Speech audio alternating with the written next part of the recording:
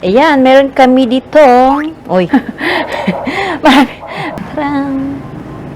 Mag-shake-shake muna tayo, mga Inday. Dahil po ay mainit ang panahon ngayon dito sa Palawan. So, ngayon tayo ay gagawa ng ating pampalamig. Shake, body, shake, shake. Okay guys, so ngayon, lalagyan na natin yung ating 2 pirasong apple na nakakat na po siya. Ayan guys. So ngayon, ay isusunod natin ang ating milk. Maglagay lang tayo ng 1 cup milk muna. 1 cup na milk.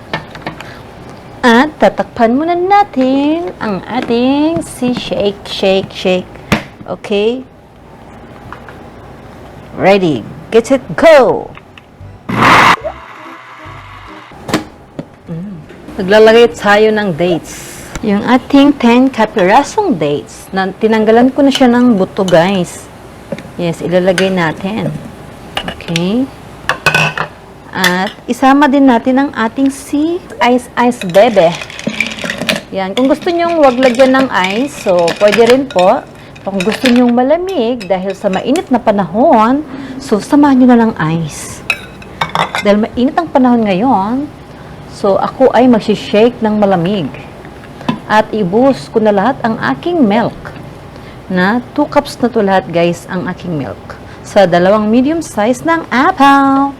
At syempre, hindi natin makakalimutan ang ating honey. Meron akong isang kutsara kalahating honey na homemade honey. Fresh from the farm. Okay, guys. Ang ating honey na homemade.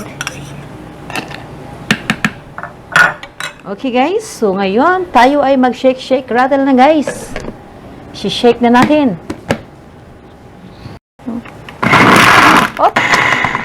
Okay guys, done ang ating milkshake. Okay, ayan na ang ating milkshake guys. Matitikman na rin natin. Wow, looks so yummy.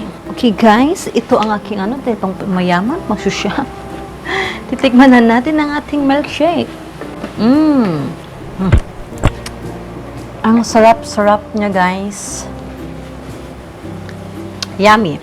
Masarap siya. Don't forget guys, subscribe to my channel and like and share guys.